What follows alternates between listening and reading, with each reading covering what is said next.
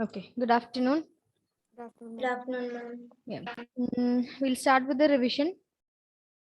The first chapter, two theories I told you to learn and come, or at least read and come.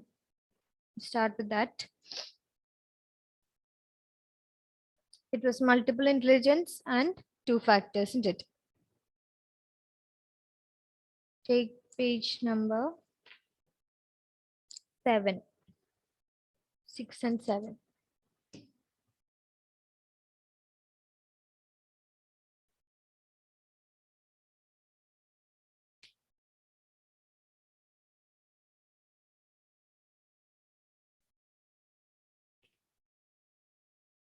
Okay. Ashish, who proposed the two-factor theory? Did I ask you to learn Jensen's theory also? Yes. Two-factor theory was by Charles Spearman. very good. Charles Spearman. Again, I'm repeating once more. I told you to remember with that spear, structure of spear. The two ends, so two factor. On one end we have G, on the other end we have S. Okay, so which are the two factors, Alvina? G factor and the S factor. G factor and S factor. Can you term the G factor and S factor? Like, what is the name of G factor and S factor, Aishwarya? General factor and specific factor. Yes, general and specific factors. Okay, and it is said that, see page number 6. The G factors includes mental operations which are primary and common to all performances.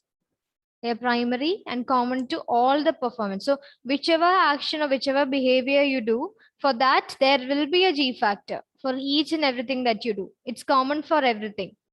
It is a general factor, isn't it?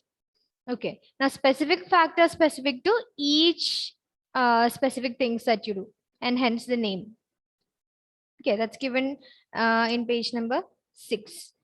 In addition to G factor, he said that Charles Spearman said that there are also many specific abilities. These are contained in what he called the S factor. Excellent singers, architects, scientists, and athletes may be high on G factor, but in addition to this, they have specific abilities which allow them to excel in respective domains. Okay, which means they'll have general factors, they'll be high in general factors. That's why they have become experts. But along with that, they have specific abilities. Even though they are experts in specific skills and talents, isn't it? So they have specific abilities, which means they are also high in S factors. So for excellent singers, it might be related to musical abilities, the S factor. Specific ability is musical ability. Okay, so there will be G factors and S factors. Always remember G is common for all. S is, as the name suggests, specific for each ability. It's a very simple theory. Okay, now level 1 and level 2. We call it hierarchical model. It was given by Dash. Meghna. Arthur Jensen. Arthur Jensen. Once again, very simple model. You just have to name or learn the names of those level 1 and level 2. Which is level 1, Grishma? Associative learning. Associative learning. And level 2, Rena? Cognitive competence. Cognitive competence. Under that, we have certain topics. Learn that properly. Okay. Under associative learning, in which output is more or less similar to the input. Examples are given. Rote learning, memory. Remember rote learning? ABCD repeated? Yes. Then in cognitive competence, it involves higher order skills as they transform the input to produce an effective output. The term cognitive is there, no? Cognitive competence, which means you need higher order thinking skills to perform certain very complex cognitive tasks, isn't it?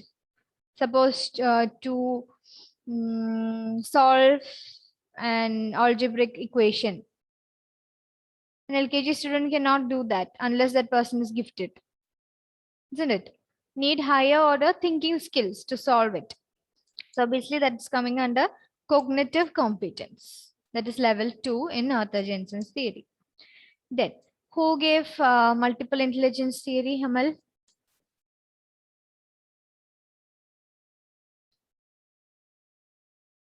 Unmute and speak. Ma'am, Howard Gardner.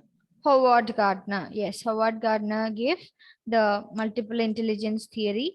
And according to him, we always learn the different multiple intelligences. But remember, according to this person, people can be dominant in different types of intelligence. That is the basis of this theory. Okay. Like it's not necessary that each and every person has equal amount of intelligence in various aspects or various domains. It is Howard Gardner who said that any individual can be high or low in different types of intelligence. And certain individuals have very much dominance in certain types of intelligence like musical, bodily, kinesthetic, intrapersonal, interpersonal, and so on. Okay. Meg, how many multiple intelligences are there in total? 8. 8. And primary mental abilities? 7. 7. Okay. All right. Then what else? Linguistic means you all know by now, isn't it? Related to language. Yes, the words, the comprehension, all those things comes under that. Then logical, mathematical. And who is high in linguistic? Sneha? Poets and writers. Poets, authors, writers, all of them are high in linguistic intelligence. Then logical, mathematical, obviously scientists and people like that, professions like that. Then Nobel Prize winners. These are coming under logical, mathematical. It's related to science. The use of logical thinking, critical thinking, and mathematical intelligence, the ability to calculate, make easy calculations in mind itself. This comes under logical, mathematical. Then spatial skills, always remember it's related to 3D, 3 dimensions. That is manipulating things in space. The ability to solve Rubik's Cube. It might involve spatial plus the logical, mathematical intelligence. Okay, why? Because we are manipulating something in space. That is an object and we are turning it around, and we need to have in mind, if we turn this, what will it become, isn't it? So we are able to manipulate that image. We are able to imagine that. In the mind itself, we are able to make that image. If I turn it towards the right, will the color be correct here? Or will I get the correct, will I be able to solve the puzzle on that side? Yes, that involves spatial, but there is a technique to solve the Rubik's Cube. That involves logics and mathematics and everything. Okay, so people who can solve that can be high in both spatial intelligence as well as logical, mathematical. All right. Now, spatial intelligence, it is involved and it is related to the abilities involved in forming, using, and transforming mental images. Especially, I told you about this solving puzzles, then finding series, what comes next in the series. If you can easily solve, especially in certain aptitude test, you have this. Find the next one in the series. One arrow will be on top, one arrow will be towards the right, one will be towards down. So the next one will be towards left, isn't it? That involves spatial knowledge, that is spatial intelligence. And people who are high in that is pilots, sailors, then sculptors, painters, architects, interior decorators, surgeons, and all. These interior designers and all, or architects and all, they have certain things in mind and then they put it into practice, isn't it?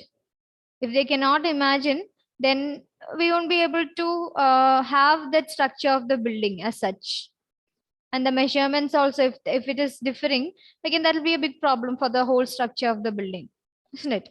So spatial intelligence is very important for them, especially sailors, navigators, and pilots. When they are doing their own job, they need to know if they make such a move, then how much will their vehicle move? How much will the aeroplane move? Or how much will the car move? How much will the ship move? Will it hit the iceberg or not? If they are high in spatial intelligence, then that means they know that if I move this much, it will not hit. Okay. So that is spatial. Now next is musical intelligence. Musical intelligence is sensitivity towards rhythms and patterns in music, to the tunes, how much you can get along with the tunes and rhythms of music.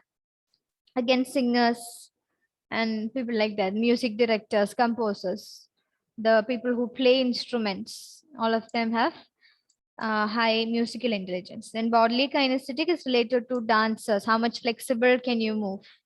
Then the whole body, using the whole body, how can you be more creative. That is also considered in bodily kinesthetic. It's related to body. Kinesthetic means the movements. Okay. So body movements, related to body movements. So athletes, the dancers, gymnastics, everything comes under this. Then there is an example given there. It's surgeons. Surgeons also have to know, isn't it? They have to move their hands. If they have to make a stitch, they have to move their hands in a certain way. It's an art. Stitching the wound is also an art. Okay. That is also coming under bodily kinesthetic. Then interpersonal and intrapersonal. There is always chance for confusion. Interpersonal means it's between two. Intra means it's within. Intra means it's within. Okay, just remember the intergroup competition or inter-school competition. It's between two schools or two or more schools, isn't it? Just like that, interpersonal means it's between two or more people. Interpersonal. So sensitivity to subtle aspects of others' behaviors. That is interpersonal. Okay. And that's the professions involved are psychologists, counselors, politicians, social workers, religious leaders, and and so on. So religious leaders, they are not coming under intrapersonal, it is interpersonal. And under intrapersonal, it's spiritual leaders who are coming. Okay, spiritual leaders, philosophers, and so on. Religion is coming under interpersonal. In intrapersonal, it's spiritual leaders. Spiritual means we are finding a peace within our souls. Okay, that is focused in spirituality. Okay, we are praying for our own purpose, isn't it? Like we might pray in the name of others, but that is our need. We wish welfare for the others. We desire something for the others. That is our wish, our personal wish. So it's coming under intra. And religion, it's something that is man-made because a group of individuals follow a particular religion. There are different religious customs that we follow. It's between groups. It's based on interactions within individuals, isn't it? Within two or more individuals. The practices that we have, the methods of prayer that we have, everything is between individuals. That is why it is interpersonal. All right. Then the last one is naturalistic. Naturalistic is sensitivity to the features of the natural world. Example, zoologists, botanists, everything.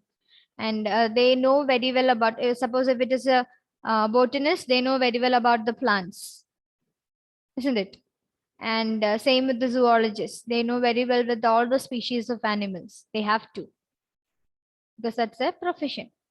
Then tourists. Tourists have to know which is the shortcut to reach their destination.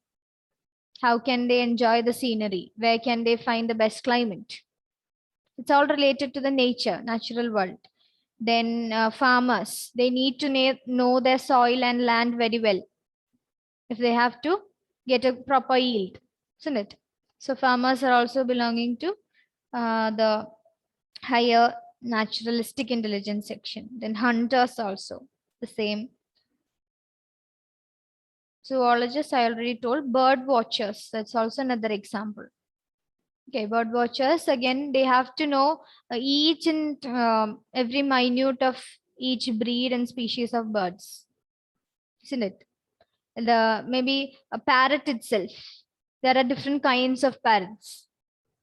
Different depending on the size, depending on the beak shape, depending on the feather type, depending on the color, depending on the genetic makeup. There are different types of parrots.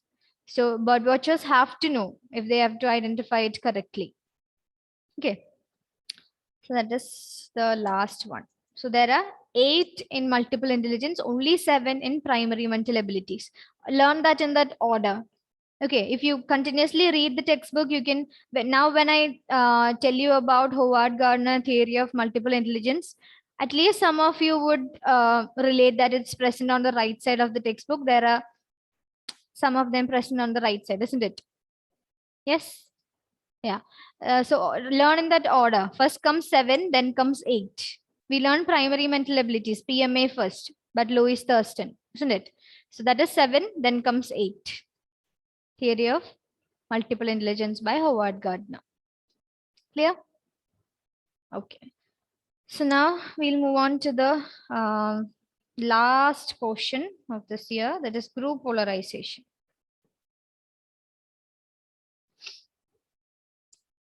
There is nothing much to discuss about it. It's a very simple topic. So it's coming under the topic again, influence of group on individual behavior. Okay, influence of group on individual behavior. Now we're going to see how this phenomenon called group polarization influences our behavior.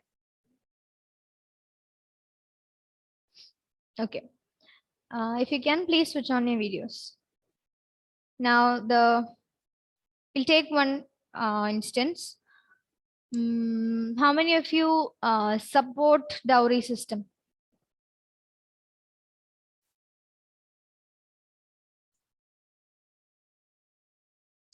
Okay, how many of you are against dowry system?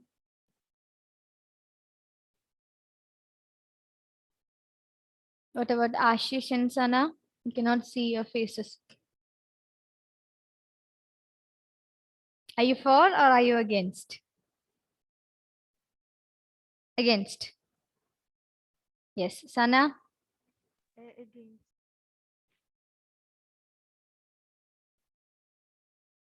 Cannot hear. Against. You cannot hear, dear. Even if you are for, you're minority in this group. Okay. So tell me, why are you against dowry system? Give me reasons. Just just take this instance. I have not decided anything about my opinion towards dowry system. Okay. And I'm discussing the concept with you, and you all think that is most of you think that dowry system is bad, or you're against that system. Giving dowry. So tell me the reasons why you're against it.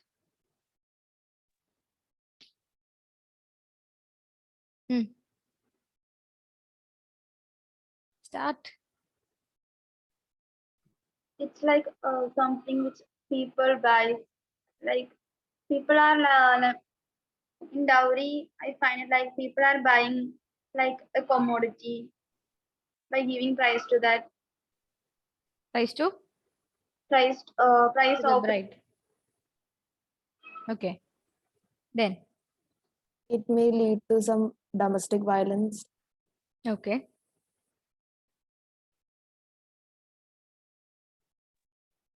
I feel like the man who is getting married wants money rather than the bride. So if he wants money, go get a loan, buy a bride. Okay.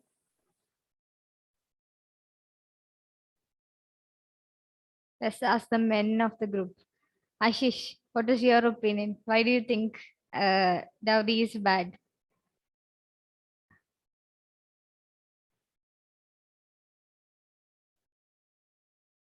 I have no interest on that, so I You have against. no interest in that. Yes. We'll wait So 5 to I- 6 years. We'll see then. Okay, Amal.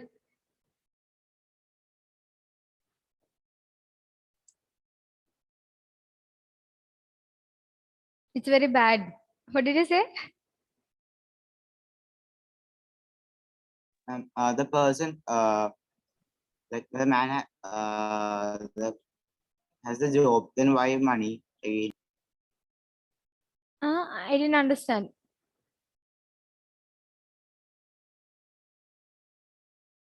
and like both of them may be having job. Then why extra money? Like Okay. The couple will be having money of their own. They need to have, isn't it? Yes, both the husband and wife needs to have the job and they should be financially independent. Okay, then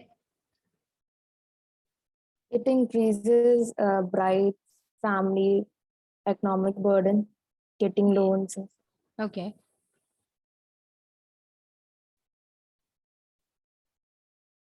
Then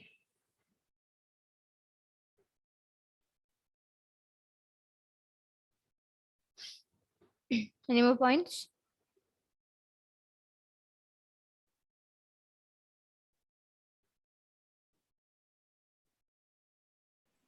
I think the person should be more concerned with the like to get a soulmate for the rest of his life and not for the bunch of Money. money he gets. Then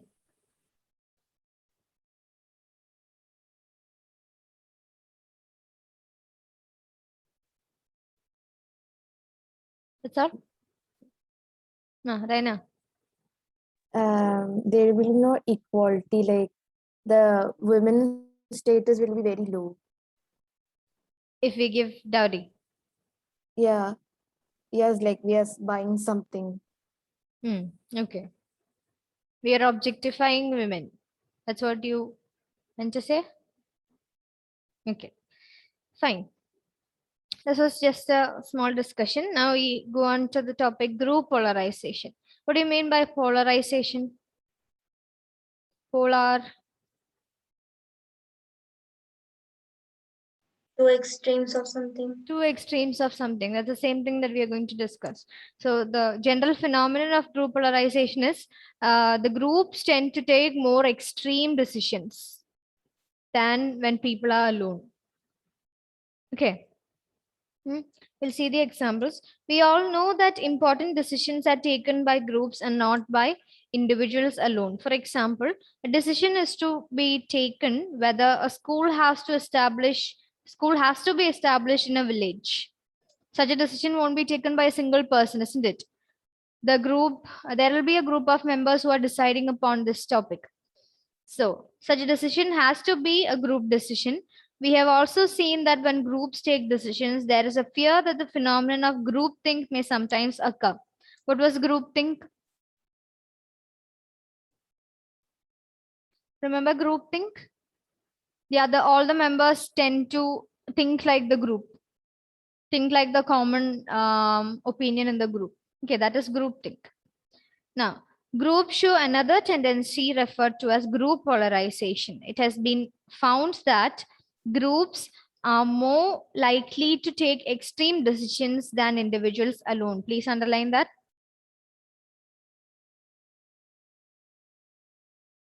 In films, we have seen when one woman is walking, they are walking past the bus stop. Okay, imagine one man is sitting in the bus stop and he feels like passing a comment towards her. Okay, now imagine the next day he is with his friends. So he is more likely to have to pass on that comment to that lady who's walking alone, isn't it? Yes or no? There are chances. Yeah, that is generally polarization. When you're a part of a group, you seem to take extreme decisions. Again, showing violent behavior. When you're alone, you'll think, you'll weigh the pros and cons, and then you'll see what all circumstances might occur after your violent behavior. But when you're a part of a group, you might not think twice because you feel more strong when you're part of a group, isn't it? That also might be a reason why group polarization occurs. So you decide to have a violent outburst. Especially in colleges during strikes and all, you can see if only one person is for the strike, will the person go and beat everybody in the college? No, they won't. But when that person is a part of a political party or a student political party especially, they might be involved in, or they might get involved in violent behaviors. They can, isn't it? So in a group, generally, there are tendencies where extreme decisions are made. That is called group polarization. Okay, now let's see the rest. Yes, suppose there is an employee who has been caught taking bribe or engaging in some other unethical act.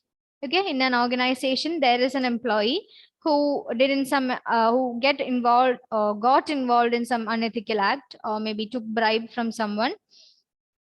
Her or his colleagues are asked to decide on what punishment he or she should be given. Okay, they may let him go scot-free or decide to terminate her or his services instead of imposing a punishment which may be commensurate with the unethical act he or she has engaged in. That is, one situation that can occur is they might tell or they might make a decision to let this person free.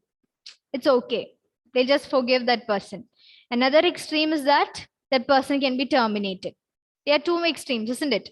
Letting free and then terminating. But instead of that, they can think and then make a decision, like they might give a small punishment for the person. Yes, that can happen. That is, but generally in groups, what is happening is either the higher extreme will be taken or the lowest extreme will be taken. That is group polarization.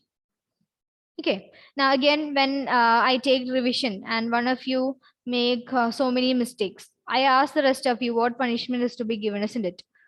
So you'll tell me, we'll give next chance, next time he or she will study. That is in the lowest extreme, isn't it? Now, if this person was your enemy in class, you might say that you should give thousands of impositions for this person, isn't it? Which is an higher extreme. Yes, that is group polarization. Now, whatever the initial position in the group, this position becomes much stronger as a result of discussions in the group. The strengthening of the group's initial position as a result of group interaction and discussion is referred to as group polarization. This may sometimes have dangerous repercussions as groups may take extreme positions, from very weak to very strong decisions. Why does group polarization occur? Again, we discussed about dowry system now. You all had same opinion, isn't it? Now, when you heard other reasons why dowry system is not good, you kind of at least told in your mind that what you are believing is true, isn't it? You confirmed that dowry system is bad because you got more points from the others also. Yes, you got more input to validate your own belief or your own attitude or opinion, is it not? Yes. So now when you talk to a larger group of people and they have the same opinion that they don't support dowry system, again, you come to think that it is a public opinion. Generally, people don't stand for dowry system. Mostly people are against dowry system. You get a feeling, isn't it? You are likely to get a feeling. So the same thing described here, but here it is given as another topic, that is capital punishment. Have you heard of death penalty? Death penalty when you do crimes? Death penalty? You haven't heard? Nobody has heard of death penalty? No. Giving money. No, I'm asking death penalty. Death. Yeah, death Oh, penalty. Hanging. Yeah, it can be many methods. Hanging, injecting lethal injections, anything. I That is heard death debt, penalty. something You heard? money. I Huh? I heard something money. That's why I showed death. Death penalty. Yeah, the topic is discussed here. And as far as I know, capital punishment is death penalty. Okay. So, suppose you favor capital punishment for heinous crimes. What would happen if you were interacting with and discussing this issue with like-minded people? You are against that. Sorry, you are in favor of that. You are in favor of that and you're discussing this with like-minded people. After this interaction, your views may become stronger. Why? We are going to see the reasons. This firm conviction is because of the following three reasons. In the company of like-minded people, you're likely to hear newer arguments favoring your viewpoints. Like in dowry system, you heard arguments favoring your viewpoint, isn't it? So again, your feeling became more stronger. This will make you more favorable towards capital punishment, or maybe you have become more negative towards dowry system after the discussion. Even if you have discussion with the larger group, you can firmly assure that you are right because you're talking with like-minded people. Okay. Then when you find others also favoring capital punishment, you feel that this view is validated by the public. Public means the general population. When you hear more and more opinions favoring your own belief, then finally you come to a conclusion that this is the common or this is the general viewpoint of people. Okay, and I'm right with my own attitude or opinion. And this has another name, that is bandwagon effect. Bandwagon effect means some people are believing that is commonly believed in a group. Or maybe some people are doing the same thing that is commonly done by the group members. For example, when so many celebrities promote a particular object or a commodity, more people tend to buy it, isn't it? When they are using, when so many of them are using, then that means it's a common thing. So we can also use it. Then if you come to a new school and or maybe a new college, new institution, and most of the students there are wearing one branded cloth, a particular brand. They are buying clothes from a particular brand. Okay, you are more likely to do that, isn't it? Because you think that it's good. If so many people are using it, then that means you have a positive opinion towards that. So obviously you also start doing that. That is bandwagon effect. Okay. Now, next point is, when you find people having similar views, you're likely to perceive them as in group. You start identifying with the group, begin showing conformity, and as a consequence, your views become strengthened. Okay, that is the thing. When you find people having similar views, when you have similar viewpoints, you have more cohesiveness. You get attracted to that person more, isn't it? You tend to talk to that person more. You tend to interact with that person more. So obviously, your viewpoint is strengthened again because of that group cohesiveness. Okay, that is the last point. When you have that in-group feeling, obviously the cohesiveness, the proximity, everything will be increased. So again, that strengthens your polarization of the group. This is the third point. That's all. I went a little bit fast because it's time to stop. I have to go for the meeting. Any doubt these 3 points? No.